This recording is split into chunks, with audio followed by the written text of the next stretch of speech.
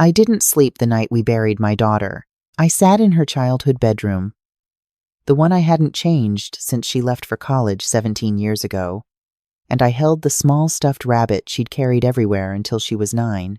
I didn't cry. I didn't pray. I just sat there in the dark and tried to remember the sound of her laugh, because I was already terrified I was going to forget it. Claire was 34 years old. She was healthy. She ran 3 miles every morning, ate the kind of food that made me feel guilty about my own refrigerator, and she had never once in her life complained about so much as a headache. Her doctor had called it sudden cardiac arrest, unexpected, tragic, no underlying conditions that would have predicted it. I signed the papers they put in front of me. I planned the funeral. I thanked people for coming. I shook hands and accepted casseroles and nodded when people said she was in a better place. But something inside me would not rest. I had known my daughter, and something about the way she had died, the timing of it, the speed of it, the way her husband had looked at me over her casket, with an expression I still cannot fully describe. Something between grief and relief would not leave me alone. Her name was Clare Louise Merritt. Her husband's name was Brandon. They had been married for 6 years. They lived in a beautiful house in Raleigh, North Carolina. The kind of house that made you think everything was fine. The kind of house that hides things. 14 days after the funeral, my phone rang at 7:30 in the morning. I didn't recognize the number, but I answered it because I had been answering every call since Claire died, hoping that one of them would give me something I could hold on to. The voice on the other end was a young woman's. She told me her name was Denise, that she had worked with Claire at the architecture firm for 4 years, that they had been close. I remembered Claire mentioning her. I remembered Claire saying Denise was the only person at that office who made her laugh. Denise said, "I need to show you something. Can you come to me? Don't tell Brandon where you're going, please." I didn't ask her why. I didn't tell her I'd been waiting 2 weeks for exactly this kind of call. I said, "Tell me where you are." She lived 40 minutes from me, in a small apartment in Cary. When I knocked on her door, she opened it immediately, like she'd been standing right on the other side waiting. She was younger than I expected, maybe 28, with dark circles under her eyes that told me she hadn't been sleeping either. She had a laptop open on her kitchen table and a cardboard box sitting next to it that I recognized immediately. It had Claire's handwriting on the side, just 2 letters, M.O., my initials. My daughter had written my initials on a box she had left with her coworker. Denise told me that Claire had brought the box to the office about 6 weeks before she died. She had asked Denise to hold on to it and not tell anyone, especially not Brandon. She had told Denise that if anything ever happened to her, she should call me, and only me. She had made Denise promise. Denise had waited the 14 days because she was scared. I told her I understood. Then I opened the box. Inside was a notebook, a flash drive, a folder of printed documents, and a folded piece of paper on top of everything with my name written on it in Claire's handwriting. I want to tell you that I was calm when I unfolded that letter. I was not. My hands were shaking so badly that Denise had to hold the bottom of the paper while I read it. But I read every word, and by the time I finished, the shaking had stopped. Something harder had replaced it. Claire wrote that she had started to feel something was wrong about 8 months before she died. Small things at first. She had gone to check on their joint savings account and found that the balance was almost $60,000 less than it should have been. When she asked Brandon about it, he told her he had made some investments, that it was nothing to worry about, that she needed to trust him. She let it go. She had always let things go with Brandon because he had a way of making her feel like her concerns were overreactions. But then she found the second account, his name only, and the money moving through it was not investment money. It was a pattern of withdrawals and transfers that Claire, who had a degree in architecture but also a very sharp mind for numbers, she had gotten that from me, recognized as something deliberate, something hidden. She had started keeping notes, dates, amounts, account numbers. She had taken photographs of statements she found in his office at home. She had copied files from his laptop onto the flash drive while he was traveling for work, which he did often, and which she had begun to think was not always actually work. What she had found was this. Brandon had taken out a life insurance policy on Claire 2 years into their marriage. He had forged her signature on several documents. He had been moving money out of their joint accounts and into his private account for at least 3 years. And he had a second phone she had found at once, and then it disappeared, that she believed contained conversations she was not meant to see. In the letter, she wrote that she was not sure what to do. She was afraid. She was trying to figure out how to leave safely. She wrote that she loved me and that she was sorry she had not come to me sooner.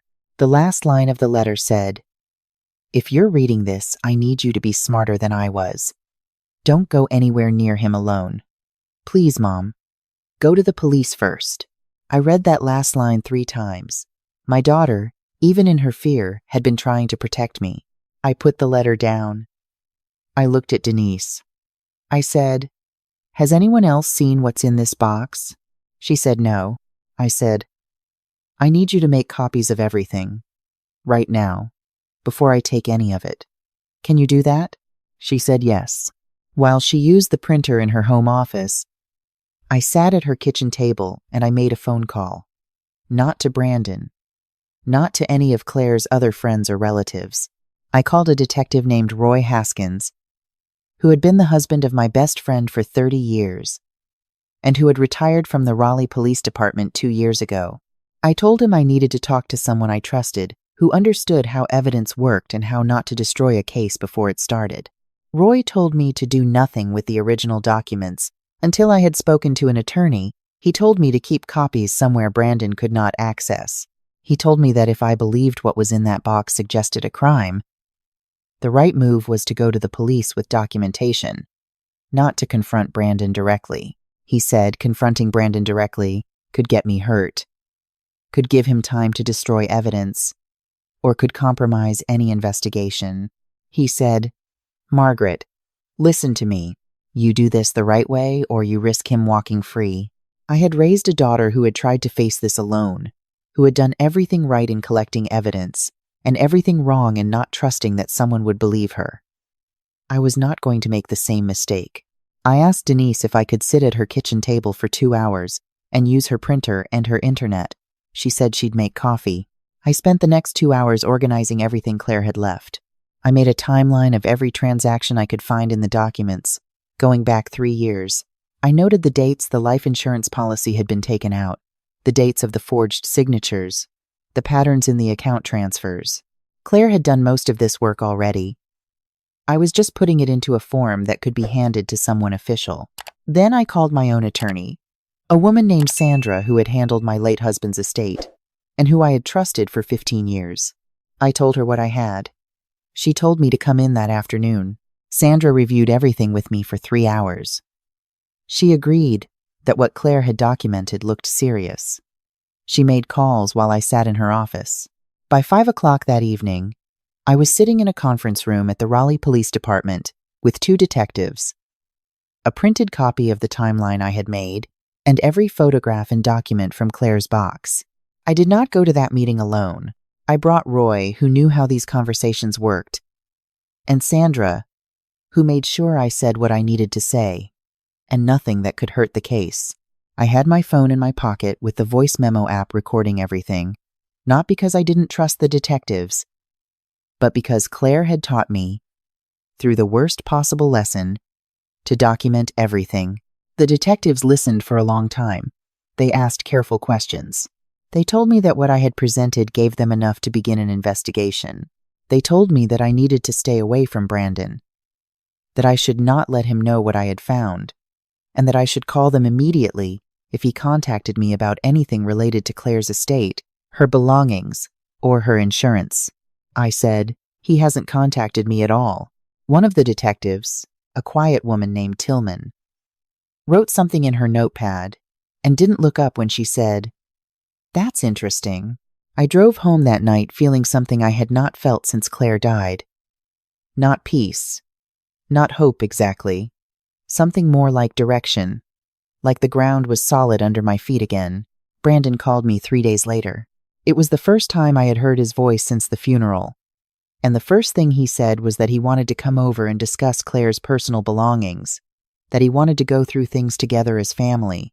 The word family in his mouth made something in my chest tighten. I had been coached by Sandra on what to say if he called. I told him I appreciated that I was still grieving and needed a little more time, that I would reach out when I was ready. I kept my voice steady. I kept it warm. I gave him nothing. After I hung up, I called Detective Tillman and told her about the conversation. She thanked me and told me to keep doing exactly what I was doing. What I did not know at the time, and what Tillman would tell me weeks later, was that the investigation had already moved significantly in those 3 days. The forged signatures on the insurance documents had been confirmed by a forensic document examiner. The financial transfers had been traced to an account in Brandon's name that he had opened under a slightly altered version of his middle name, and the insurance company had been contacted. The life insurance policy on Clare was worth $940,000. Brandon had called the insurance company to begin the claims process 4 days after the funeral. 4 days.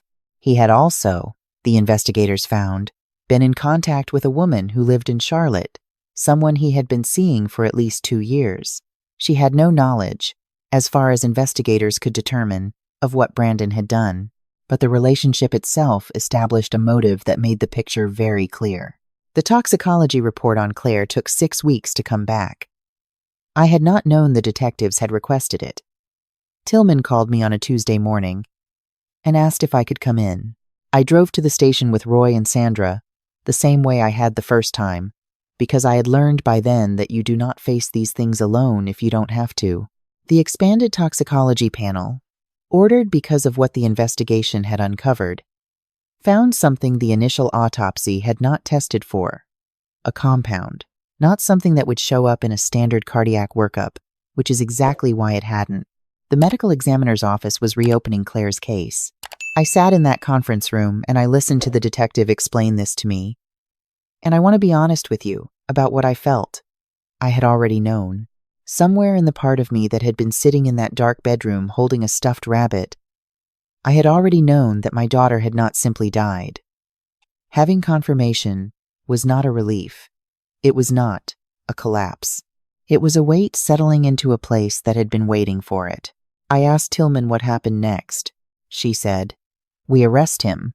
Brandon was arrested on a Wednesday morning, 11 weeks after Claire's funeral. I was not there. I had asked Roy to call me when it happened, and he did. And I sat on my back porch in the November cold with the phone pressed against my ear and listened to him say the words. And then I sat there for a long time after we hung up, looking at my backyard, which Clare had helped me plant a garden in the summer before she died. He was charged with first-degree murder, insurance fraud, forgery, and financial exploitation. He entered a not guilty plea. His attorney said the evidence was circumstantial. The trial was scheduled for 14 months later, and I will tell you that I sat in that courtroom for every single day of it. But I want to go back for a moment, because there is something I have not told you yet, and it is the part of this story that I think about the most. About 3 weeks after the arrest, I went back to see Denise. I wanted to thank her properly, in person, without the urgency and fear of that first morning. We sat at her kitchen table again and drank coffee, and she told me things about Clare that I hadn't known. Small things, daily things, the kind of details that don't make it into eulogies but that are somehow the truest portrait of a person. The way Clare always brought homemade cookies to the office on people's birthdays, even people she barely knew. The way she would stay late to help a junior colleague, even when she had her own deadline. The way she talked about me, Denise said. She told me once that you were the strongest person she knew, that she hoped she had inherited some of it. I did not cry until I got back to my car. Then I sat in the parking lot for 20 minutes and let it happen. Here is what I want you to understand about Clare. Because she had not simply disappeared into that fear. She had done something. She had watched and documented and planned and found a way to make sure that the truth would survive her, even if she didn't. She had written my initials on a box and trusted someone to deliver it. She had been smarter than the man who had underestimated her. She had been smarter than he knew. And she had known it. and she had used every quiet, careful hour she had to make sure of it. The jury came back with a guilty verdict on all counts. The judge sentenced Brandon to life, without the possibility of parole. I was in the first row when the verdict was read, and I looked at Brandon's face in that moment. And what I saw there was not surprise. It was the look of someone who had always known, somewhere underneath the confidence and the careful planning, that there was a box with my initials on it waiting somewhere in the world. There are things I would do differently if I could. I would have noticed sooner. I would have called Claire more often during those last months, when she seemed quieter than usual, and I told myself it was just the stress of work. I would have asked her the harder questions, the ones I was a little afraid of the answers to.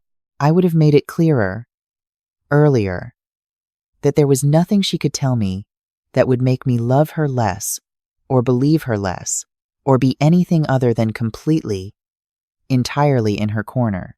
I carry that. I will carry it for the rest of my life. But I also carry this. My daughter, in the worst months of her life, thought of me. She wrote my initials on a box in her own handwriting and asked a friend to protect it. She knew that if the worst happened, I would come. She knew I would not stop. She knew I would do it right, which means she knew me better than I sometimes give myself credit for. I kept the stuffed rabbit. It sits on my dresser now.